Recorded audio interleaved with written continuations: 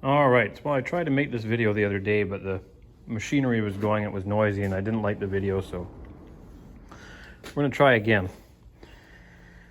I lost my favorite little 6-inch flexible scale, and I went to order another one, and I was looking through the catalog, and I couldn't decide which one I should buy.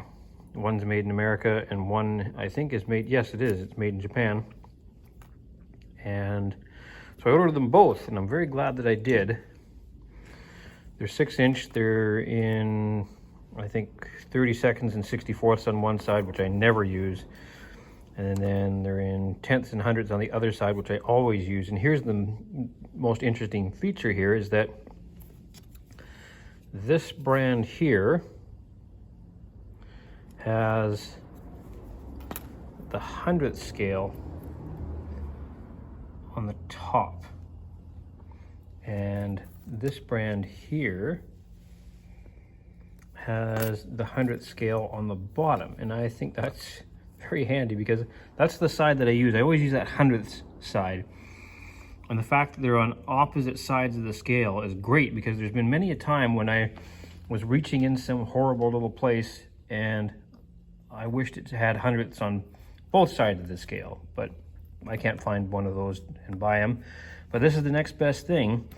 So not only will you have a spare, but you'll have a handed version, so to speak. So I'd highly recommend if you're in need, don't hesitate. Do it now and you'll be happier for it. I was leveling up this lathe yet again because it sort of goes through seasonal fluctuations. The floor is imperfect, to say the least, and I've covered up the name of the manufacturer because I don't want to speak poorly of the tooling, but I wasn't getting consistent results, so I started trying to adjust the level, which I've had, it's a very accurate, it seems to be a very sensitive level, let's put it that way, and I couldn't make it work for me, and I was having all sorts of trouble, and every time I seemed to turn it left and right, and it was giving me different readings, so I did the unthinkable and attacked the adjustment screws and sort of treated it as you would a tailstock adjustment screw. Let's say there seems to be a screw there, and there seems to be one there, and you'd loosen one and tighten the other, and you'd get results and changes, and this would go on, and then finally I couldn't take it anymore, and I just sat down and I ordered these two out of the catalog after wasting a lot of time.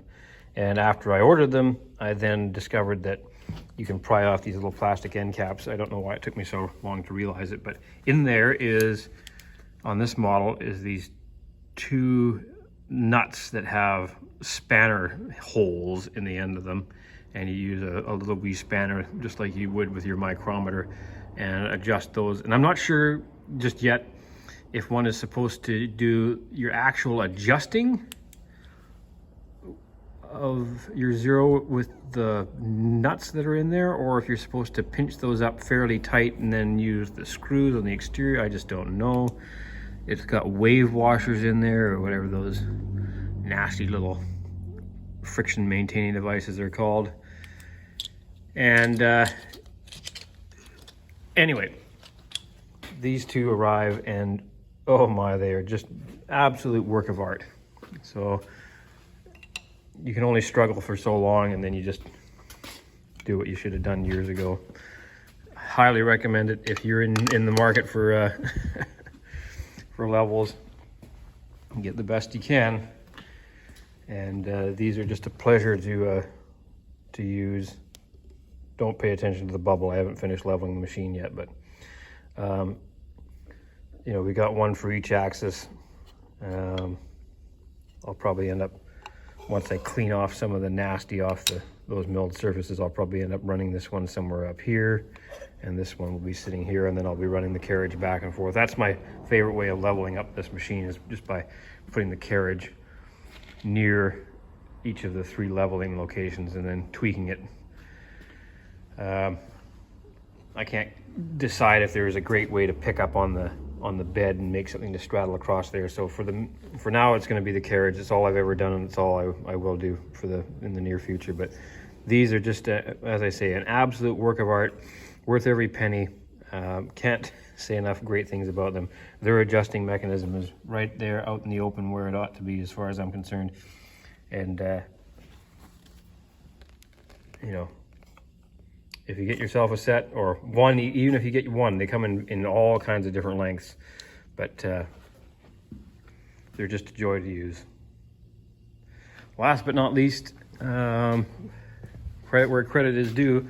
When I used to lay under equipment and operate, you know, wrenches, spanners, ratchets and the like, I could never figure out what purpose these sliding T-handles had in the world. I thought they were the most useless thing, and I probably discarded and gave away a whole bunch over the course of history, but one or two survived, and it took a while, but eventually I realized that manipulating one steady rest with the old you know, shortened double-ended wrench that became the single-ended wrench. So